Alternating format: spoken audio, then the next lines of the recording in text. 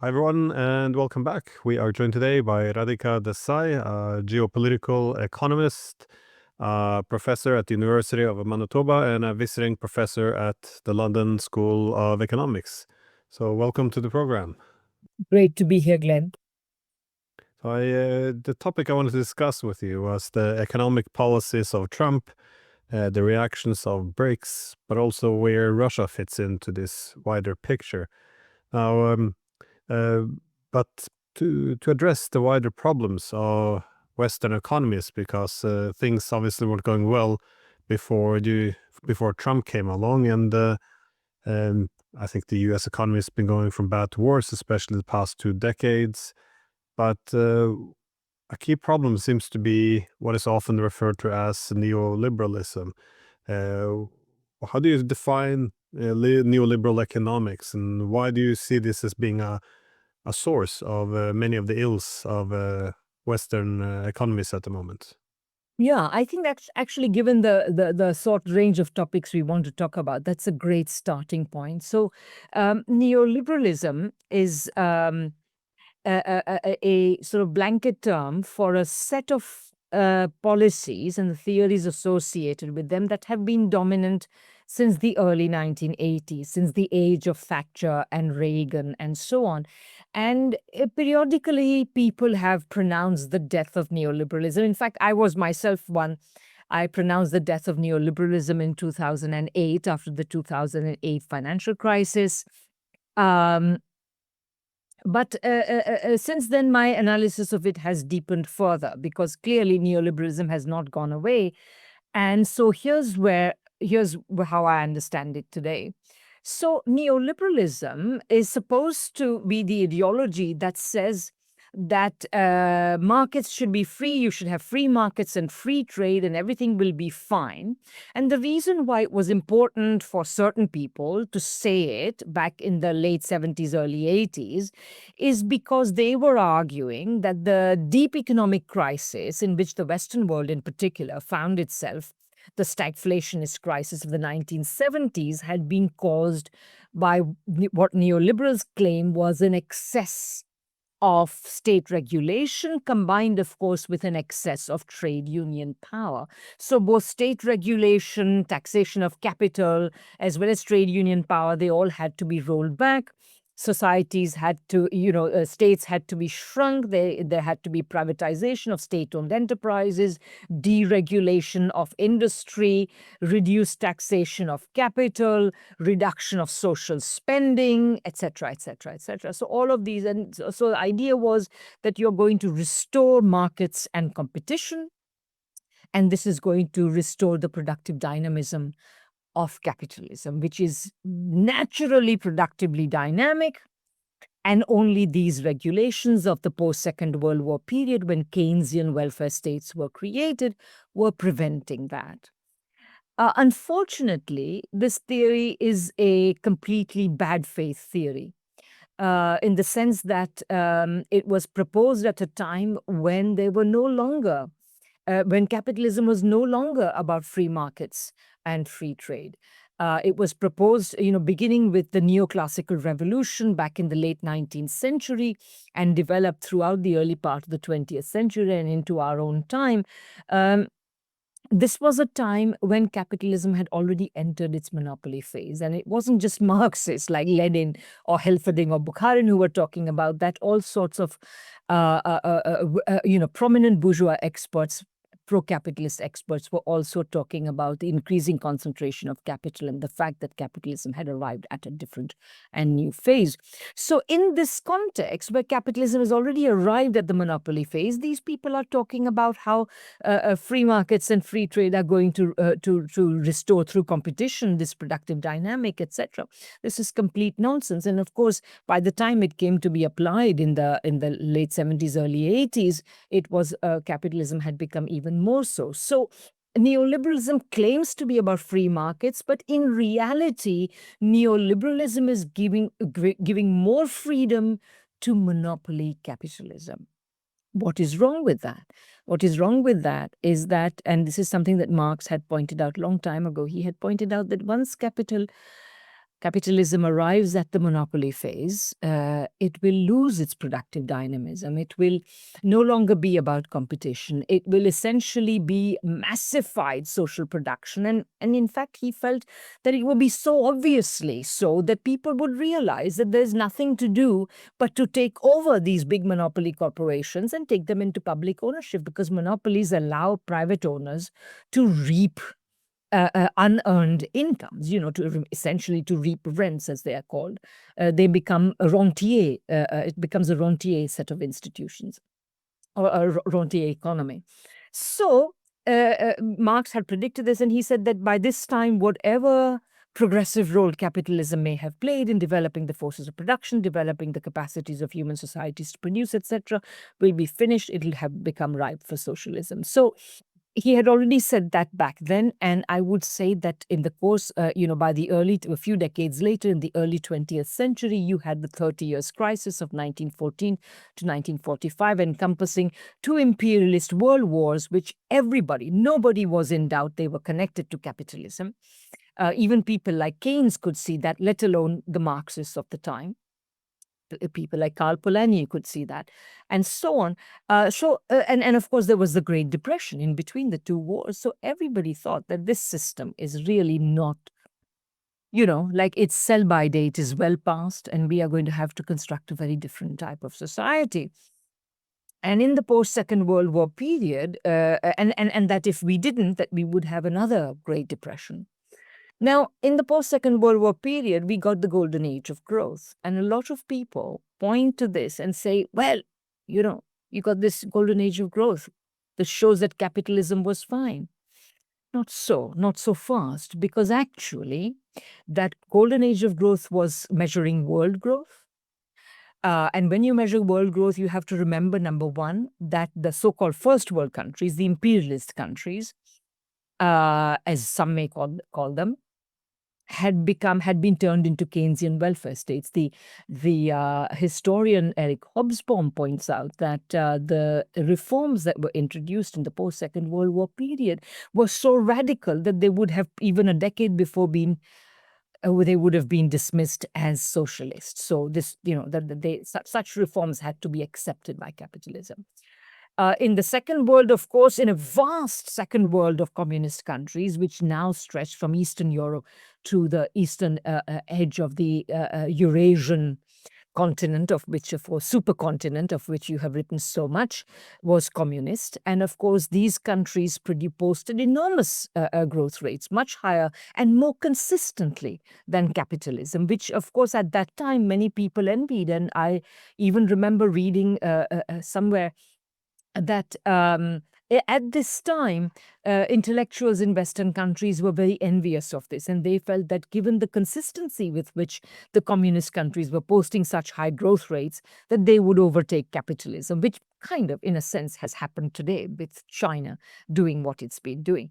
Anyway, and of course, all the newly independent, formerly colonized, newly independent countries were pursuing policies of autonomous national development, which, whatever their successes and failures, was certainly much better in terms of producing broad-based growth than anything that we have seen more recently. So for all these were the reasons we got the golden age, not because of capitalism. And you see, it's especially clear now from the point of view of 4.5 decades into the neoliberal age, that neoliberalism has not restored productive dynamism. It has given us low growth, low investment, financialization. The only thing capital has done with the new freedoms given to it by neoliberal policymakers is not to revive productive investment, but to essentially financialize the economy. And of course, that has contributed massively to increased inequality. So all of this it's a cocktail of economic ills that is afflicting Western economies in particular, and leading manifestly to their decline. And the BRICS countries have come to the forefront to the extent that they have not adopted neoliberalism. So you have, for example, China, which has never been subject to neoliberalism. You have Russia and Brazil, which suffered enormously under neoliberalism.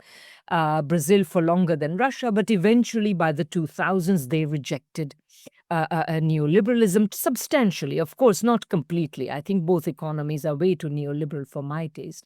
And you have India, which at least up until, the first decade and a bit of the 21st century was under, well, sorry, between about 2004 and 2012 was under a Congress-led government, which was quite reformist, partly because it was reliant on left support. And so the reforms it introduced managed to sustain growth of a good type. But of course, since we've had Bolsonaro in Brazil and Modi in India, the record of these countries has been much poorer. So, but anyway, I think this, I'm straying slightly away from neoliberalism, but neoliberalism essentially is I regard it as a kind of pretty big time intellectual hoax, basically.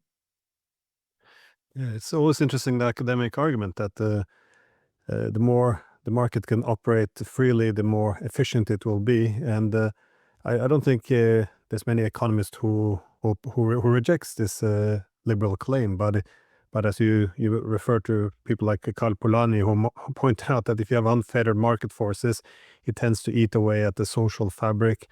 It's also even liberal economics, like Richard Ricardo, and in recognizing the concentration of wealth in capital and the weakening of labor. So it's often it's become over ideological in terms of the foundational problems have been recognized, across the board. So Exactly. And you know what?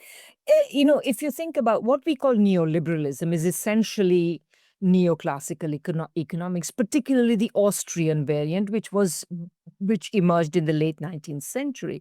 But for a long time, it wasn't taken so seriously. Because initially, of course, you had not only Marxism, but some of the associated, so the historical school in continental Europe, and there was this great Methodenstreit between the neoclassical school and the historical school. So there was still a lot of resistance. Soon thereafter, you had Keynes, and you had the emergence of macroeconomics, which is again a sort of a huge challenge to the ideas, particularly of the Austrians, and so on. And of course, in the entire sort of middle of the 20th century, it was Keynesianism that ruled the roost. So it wasn't really until the 70s crisis, which was then pinned successfully by the neoliberals and the think tanks. I mean, I cut my intellectual teeth writing about the neoliberal think tanks in Britain in the of the post-Second World War period. They managed to pin the crisis on Keynesianism, and that's when they got their heyday. So, in a certain sense, actually, the dominance of neoliberalism is quite recent. yeah, so this of course weakens the economic prowess of the Western countries. And I have to say, as an admirer of we'll call it the economic nationalism or industrial capitalism of Alexander Hamilton, Friedrich List, Sergei Witt, and the rest, I can see the value of, for example, tariffs as one component of industrial policies, with the assumption you need industrial sovereignty in order to have political sovereignty. But this being said, the efforts by Trump to reverse some of the neoliberal decline, it doesn't seem very convincing in terms of the industries that the tariffs are used against, the objectives they are intended to serve, and even the calculation of tariffs. And none of it really makes much sense at all. I was wondering, how do you assess the current economic war by Trump, in terms of tariffs, going after vulnerable supply chains of adversaries, trying to cut the Chinese tech sector down in size? How are you diagnosing the thought process behind this whole thing? Yeah, sure. So, I tell one story about this, which I normally start with that story, but I want to relegate that to the second part, because you said something that I consider very, very important. You referred to economic sovereignty. And, not a lot of people understand how central it is to the operation of the international system of capitalism, what I call geopolitical economy.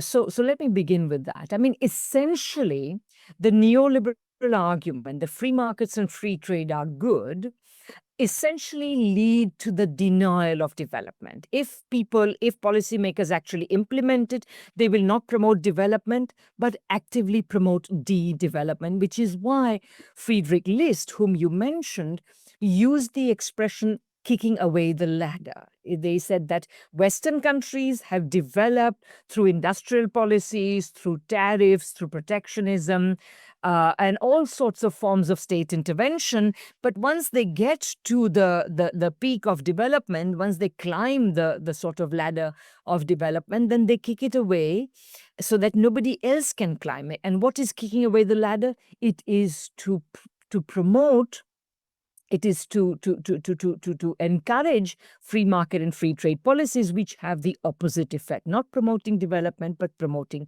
de-development. Now, the United States, Germany, various other countries already recognize this. Friedrich List wrote his book as an attack on free market, free trade policies. So he knew that free market, free trade policies will not develop Germany, they will de-develop Germany. And so what you got in the second half of in the last third, rather, of the 19th century is accelerated development of countries like Germany, the United States, Japan, etc., behind protectionist walls. And this was a recognition of something else. Karl Polanyi has this wonderful expression, which which I've used quite a lot in my own writing. He said that economies became crustacean. Crustacean is this biological term for the genus of creatures that live in the sea, and they have hard shells, so like crabs or tortoises or whatever. So you have crustacean nations, so nations that develop a hard wall. So and only that kind of nation, a crustacean nation, can develop because it has the means to protect itself when under attack of any sort. So it can withdraw under the shell, and that's what crustacean means. And of course, the purpose of the neoliberal prescription of free markets and free trade is precisely to open up these economies and so that they agree to supply the needs of the big imperialist powers. And that's why the rhetoric of free markets and free trade, open economies, is the rhetoric of imperialism.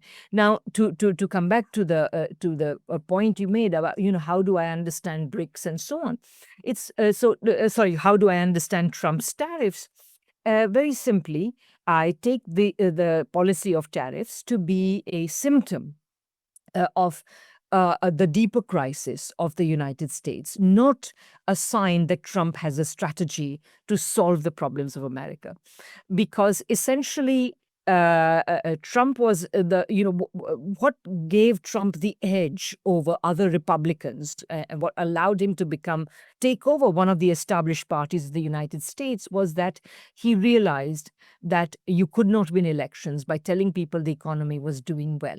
Indeed, he showed the Republicans that he could win the primaries and later on the election in 2016 precisely by telling people that the economy was doing very badly.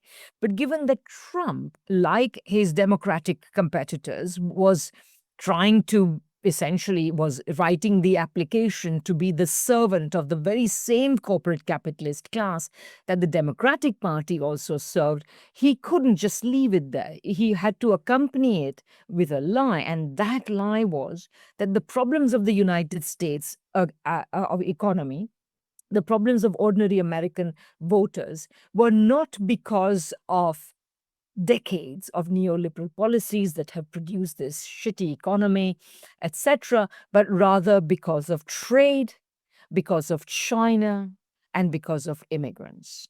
These were the things that he identified, and today's tariff proposals are just an elaborate show to try to make it look as if he is pursuing the exact policies that he had advertised, he had campaigned on.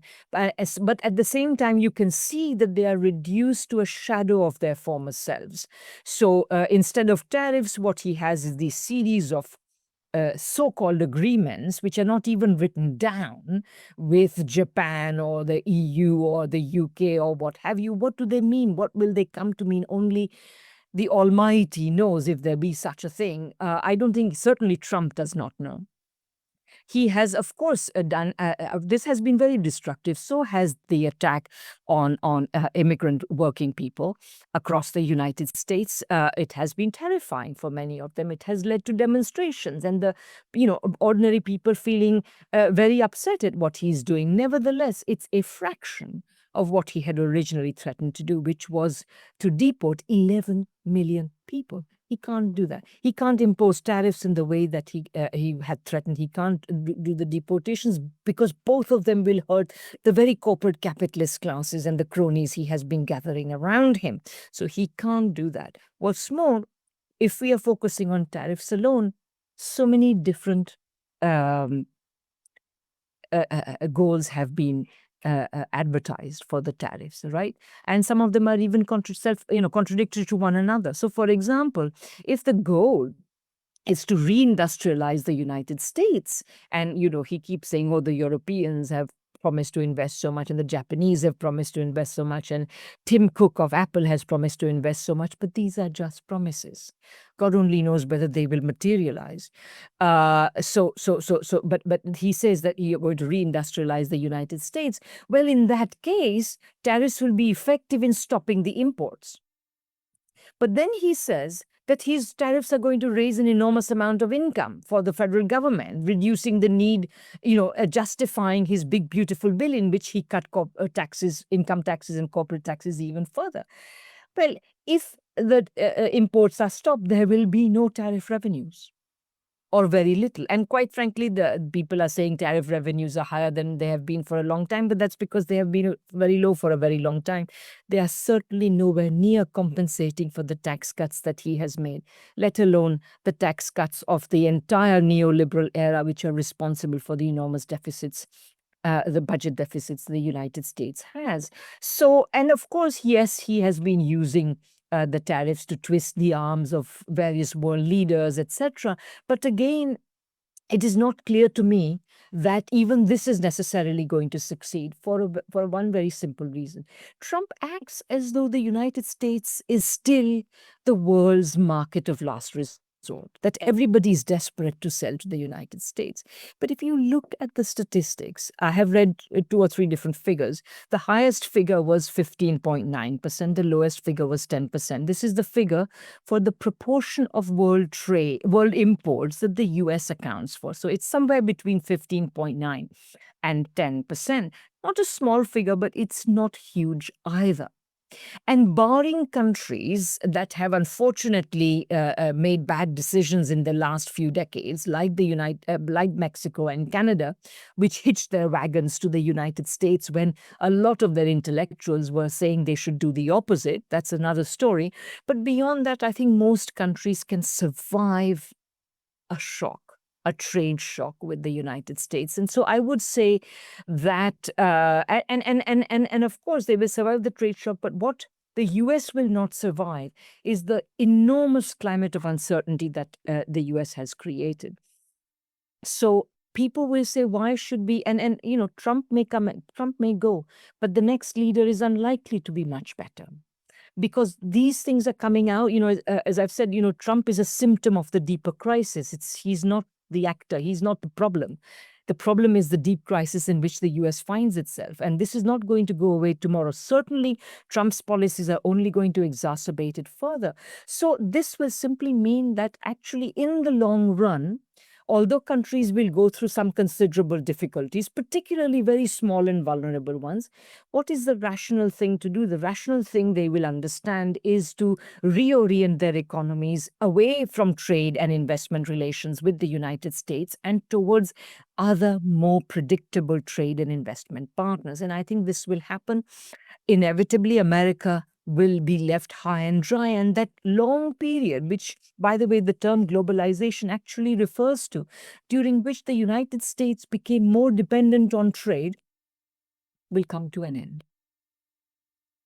There's many contradictions in his policies. You can also point out his argument or recognition that you need a weak dollar in order to price America back into to price American industries back into the market, so to make them more competitive for export. But of course, he also wants a strong and a stable dollar to maintain it as a reserve currency. So it's very hard to overcome these contradictions. But for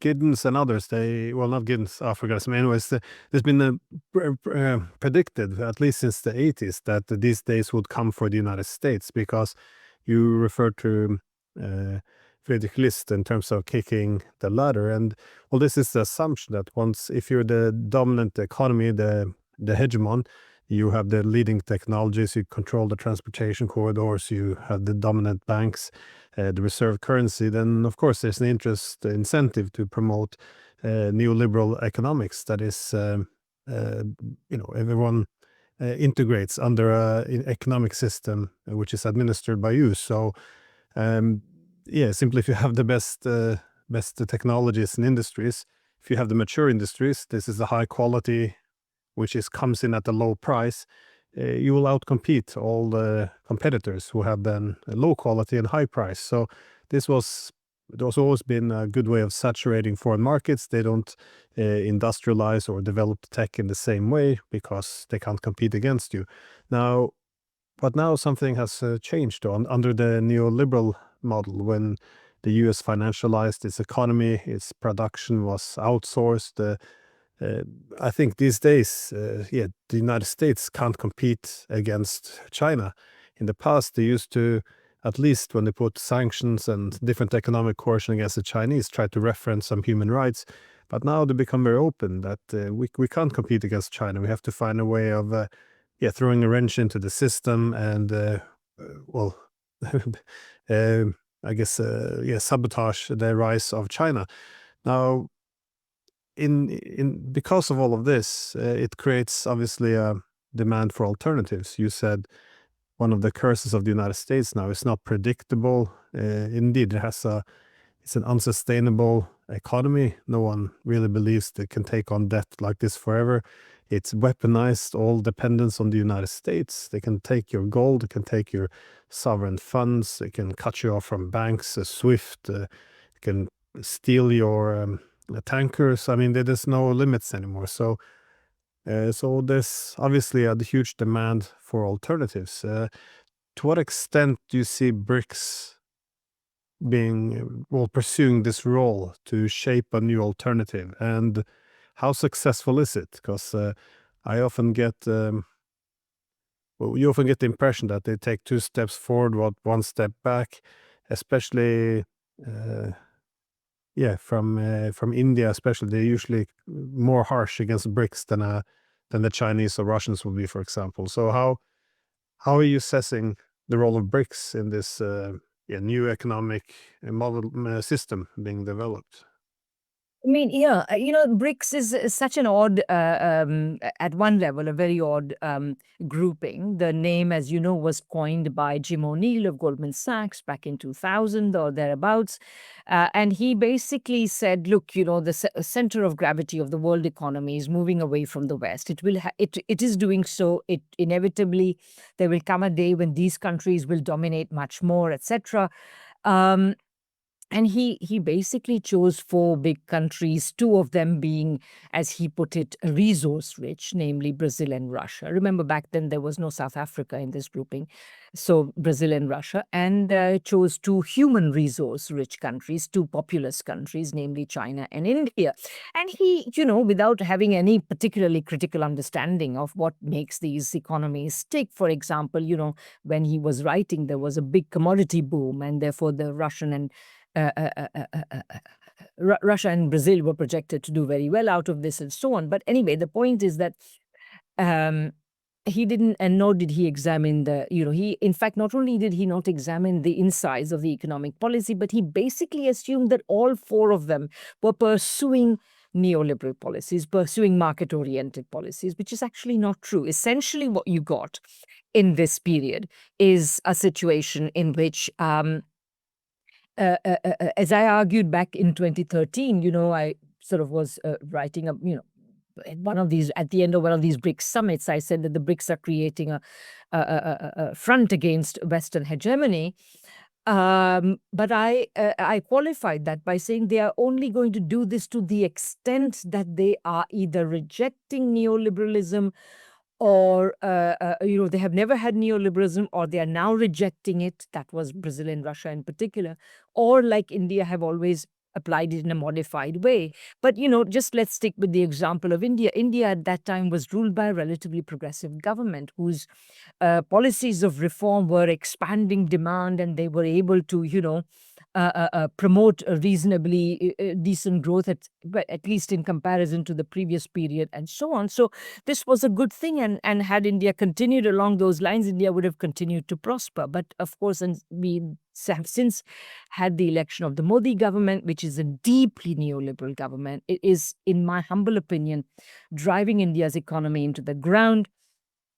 Or lately, though, he has for example, been taken to posing as the defender of the interests of Indian farmers. But just 3 or 4 years ago, he was fighting a battle on the streets with them because they were opposed to the neoliberal farm laws that he wished to introduce. They were opposed to it. They would have led to the corporatization of agriculture, the destruction of smallholder farming, or what's left of it, and so on. So all of these problems have created a very problematic Indian economy. It is not doing well. It is, and the growth statistics that are still marshaled to make the BRICS arguments are deeply problematic. So I would say that the BRICS have become problematic from that point of view. In Brazil, although Lula has come back to power, it is still an open question the extent to which he will be able to tread a path which is distinct from neoliberalism, simply because the Brazilian bourgeoisie is quite powerful, and I'm not sure that he has the political capacity to go against them. China, of course, continues to steam along this path, although obviously compared to 10, 15 years ago, the growth rates are lower. Nevertheless, they are still way better than anything the West can post. And Russia is very interesting because in the context of sanctions and war, over the past, since 2014 and particularly since 2022, I think Russia has been forced to take progressive decisions. Although I think Putin would probably, if he had his druthers, be considerably more neoliberal than he is now forced to be. Nevertheless, he was never completely a neoliberal. That was the good thing about him, but he still gave too much to neoliberalism. But now, in the context of a war economy, he is forced to pursue more developmental, more egalitarian policies. And I think these are working out well for Russia. And obviously one wishes the war to stop, but one hopes that something will keep him, perhaps the relationship with China will keep him there. But the BRICS situation has become very complex, at least if we take the 4 initial elements. But now they are also being joined by other countries, like Iran in particular, and others. And there's a sort of an informal alliance. Obviously, North Korea is not part of BRICS, but North Korea has very close relationships with both China and Russia. And so I think that what we are seeing is that the potential, the boundaries of the anti-imperialist grouping may be changing. Maybe some countries will go in and out. If Lula manages to pursue progressive policy, he'll stay in. If India gets a better government, it'll come back in a much more full-throated way into BRICS. So the exact lineaments may change, but I think the fact that there is an increasingly solidaristic anti-imperialist bloc which is willing to support one another economically, politically, perhaps even militarily, is an increasing reality. Well, I'm glad you mentioned Russia in this BRICS format, because it is an interesting case study. That is, if you look at the relative decline of the West and then the rise of the East, which is, again, quite a historical shift. One often points to the 500 years of Western leadership and even dominance coming then to an end. But what's fascinating with Russia, it's always had a foot in both Europe and Asia. It always recognized if it wanted to modernize, it had to look towards the West and Europeanize Russia. This was always the theme, if you go from Peter the Great to Yeltsin.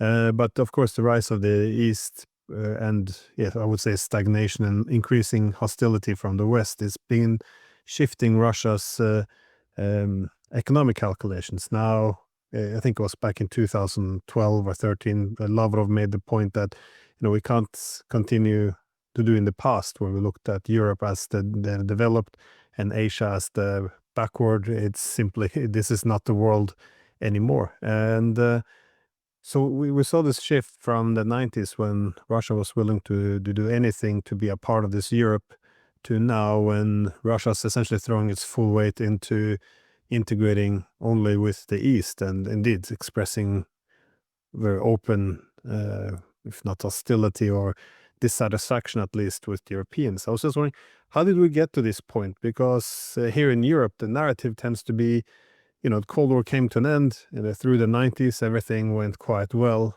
And then Putin came in with his KGB mentality and, imperialist mindset, and everything went south. How do you assess this path of Russia from the very pro-Western to the new Eurasian Russia, which we see now emerging? Well, this is fascinating, Glenn, and the way you put it exactly, it gives you a hint of why Russia and Europe are going their divergent ways today. Because you said that in Europe, they said that in the 90s everything was going well, and then in the 2000s, Putin comes along and everything goes pear-shaped. So this is the problem. The Russians look at it exactly in the opposite way. In the 1990s, everything was going pear-shaped. And Russia was put through the economic ringer. It had an enormous decline in its GDP, enormous decline in per capita GDP and incomes, the destruction of, however good or bad they may have been, but they were the institutions of the economy, the willful destruction of an entire economy on which people depended for their livelihoods. This was the decade during which Russians suffered a decline in longevity in peacetime. So people were dying younger. So it was a nightmare for Russians, and for them, Putin becoming president is associated with the period during which Russia was at least restabilized, and a long, slow process brought back to at least some decent fraction of the per capita income that they used to enjoy before. So so that's a very interesting thing. But I'm so interested that you also brought up Peter the Great. I was at a conference at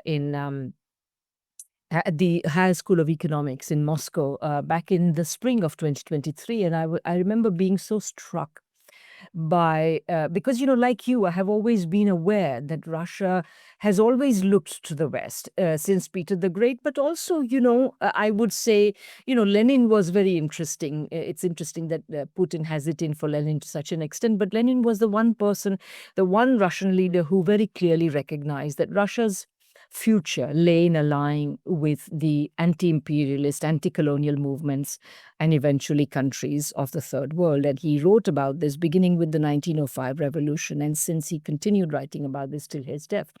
But other than that, I think other parts of the leadership of Russia were typically fairly pro-Western. So Peter the Great did indeed inaugurate a period during which Russia looked to the West for, in terms of for its inspiration and even perhaps help for its modernization and so on. But at this HSC seminar, I heard intellectual after intellectual, and there were prominent people there, like Professor Sergei Karaganov, Professor Dmitry Trenin, and so on, together saying Russia, the chapter in Russia's history where it looked to the West is closed. Russia will not look to the West anymore. And this was enormous. And I think that you see, and you were mentioning that you had talked to Professor Sakwa, and I'm sure in your conversation with him this came up. But certainly I remember a very good piece by Sakwa in which he actually sort of shows the temporality of Putin's growing realization that try as he might to get the West to respect Russia and Russia's security imperatives and so on, that this was not going to work. Remember that even before he became president, NATO had already expanded, I think, twice before 2000. To include more countries. So he already, when he assumed the presidency, was already aware that there was an issue. He spent the first 8 odd years, I think until the 2008 Munich conference, trying to salvage what could be salvaged of Russia's relationship with the West. And then finally, at Munich, he said, I forget the exact words he used, but he said that, you guys, you're not understanding what we are about, etc. And then that's what, of course, set the stage for or certainly made Putin aware that this was not the way to go. And by 2014, just a few years later, you had the Maidan coup, the attempt by the West to try to damage Russia by damaging what I sometimes call Ukraine the soft underbelly of Russia, and so through damage Russia through Ukraine, and the result is the situation we have today. I don't think the West will win. The question is, how much damage it will cause to Ukraine, of course, and how much effort it will take for Russia to establish a situation that it can live with. And that's an interesting point. The Putin's recognition that the West would not respect Russian security, but this isn't just an issue with Russia, though. I find this to be a much wider problem. That is, at least in the past, in the Cold War, we would discuss, what are the Soviets worried about, what are the Chinese worried about, but these days it's completely absent. It's not in the mouth of the politicians. You can't find it in the media when they discuss security concerns of opponents. And again, you usually discuss these things and show some respect for the security of opponents, not out of generosity, but knowing that in the security competition you do yourself an interest by taking into account the security concern of your opponent. But again, there's this economic war against China. No one seems to discuss what legitimate concerns the Chinese have and to what extent it's foolish for the Chinese to be dependent on any technologies or any supplies from the West that would make it vulnerable. We had 30 years of NATO expansion, 11 years of proxy war in Ukraine. Yet, we're in the middle of a war. Now there's talk of negotiating an end to the war, and still you can look through all the papers. No one's discussing what are the concerns of Russia. This is number one, isn't it? If you want to assess the policies of your opponents, you should know first what security concerns they're actually responding to. And you can apply this to Iran as well. 46 years of hostility, attempt to break the country. You have attack on its nuclear reactors, a criminal act we used to fear terrorists would do, but now, it's us or the Americans. And still this, we only talk about, Communist Party of China, the Putin and Putinism, or the mullahs of Iran. I mean, it is always the assumption that their policies emerge in a vacuum, that it's not they're not possibly responding to anything we might be doing. It's very strange because the conclusion then always becomes that we have to defeat them. This is the only way you can have security, and diplomacy always takes a back seat or becomes absent altogether.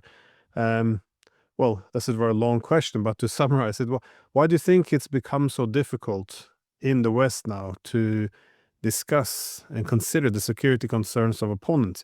It's not only difficult if you try to bring up legitimate security concerns or argue that, for example, the Russians have legitimate security concerns and institutions like BRICS might respond to them. This is considered, pro this, anti that, propaganda, as opposed to being a good way of assessing the direction of these countries and possibly being able to adjust the direction of other countries. Yeah, I mean, this is such an interesting question. And it would take a very long time to discuss, but maybe I'll confine my answer to a couple of points. First is, some time ago I wrote a piece on this title was A Long Shadow of Hiroshima, and then I subtitled it Capitalism and Nuclear Weapons, because I do believe that there is a deeper relationship. I mean, it's not just, a lot of realist traditions, particularly in international relations, train you to disregard the differences in the social composition of countries, and what countries do what. But different countries are not the same. And one of the arguments that I made is that historically the Soviet Union, the major capitalist powers, predominantly the US, but also the other capitalist nuclear powers, have always had an offensive posture, whereas the posture of the socialist nuclear powers has always been defensive. This is, to me, an important point to make, because otherwise we will never get a solution to the nuclear question. But also in the course of writing that piece, I, contrasted the bipolar moment of the Cold War period with this so-called new Cold War that we are in. And I think that our current period is much more dangerous, because back then the United States and the Soviet Union were relatively comparable, relatively comparably stable powers. And also, of course, the United States could not entirely erase the memory of the critical contribution that the that Soviets had made to winning the Second World War and so on. The Soviet Union had very broad legitimacy in Europe, for example, and so on. So in a certain sense, it was, and of course, there was the balance of nuclear terror that also compelled countries, Russia, Soviet Union, and the United States to take into account each other's needs. And of course, there was also the Cuban Missile Crisis, where, the two parts of the world came very close to one another to actually having a nuclear war. And that was something that people did not wish to recreate.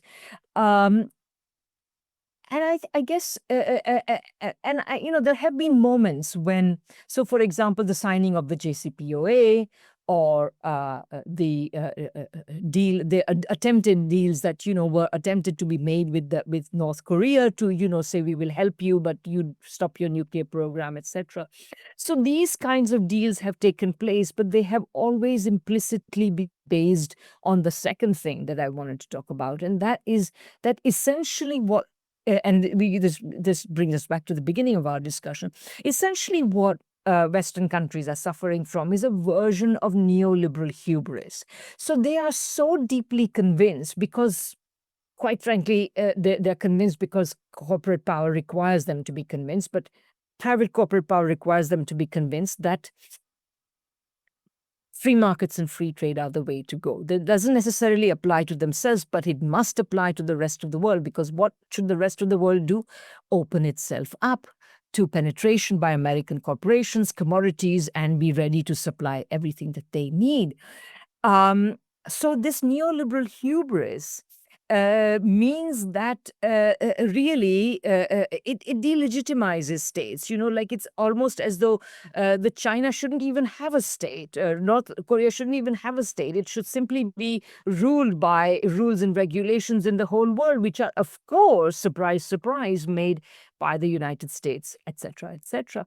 But the same neoliberal hubris has weakened the West economically as well as militarily. I mean, the way in which, the fact that, for example, today, on the one hand, the United States spends vast astronomical sums of money on its military. But today, in terms of military technology and things like, whether it is drones or hypersonic missiles or what have you, it's actually behind powers that spend much less money on their militaries. Is very interesting, because when you have neoliberalism, what matters is not whether there is actually a military result. What matters is whether corporations have received the subsidies that they are promised. And so you have an enormously coddled military-industrial complex in the United States, which is given whatever it asks for, but not asked to produce anything. And so the same military hubris is, as I say, financializing and weakening the United States economically, which means that its economic attractiveness to the rest of the world is a fraction of what it was even in the 50s, 60s, and 70s, when it was not so great. And militarily, it is not, it is being outfoxed by a whole lot of other powers that spend much less on their militaries. And the reason why these other countries are much more powerful militarily is because they have limited aims. Their aim is to protect their country. Their aim is not to dominate the world. They aim to relate to the rest of the world by creating mutually beneficial relationships, which is the way it should be. But of course, for the United States, this would not work, because if the US government is to work in the interests of the big American capitalist corporations, it has to be that it must work to force the rest of the world open to their operation. And this is what imperialism is all about, and the anti-imperialist bloc. That is why the idea of multipolarity, or what Hugo Chavez called pluripolarity, is so important, because the rest of or let me rephrase that, the anti-imperialist bloc headed by China and now also Russia is not concerned about how you run your economy. It is concerned about how we can come up with mutually agreeable situations, mutually beneficial agreements to create stable relationships around the world. But of course, the West can't have that. The West must dictate how you are going to run your economy. Otherwise, they can't dictate that you must treat their corporations in this way, and so on and so forth. Well, Radhika, thank you so much for your time and outlining. I liked how you brought the whole thing back to neoliberalism. So Yes. it seems like a good place to finish it off. So yeah, thank you so much. Thank you. Great, Glenn. Thank you very much. Bye-bye.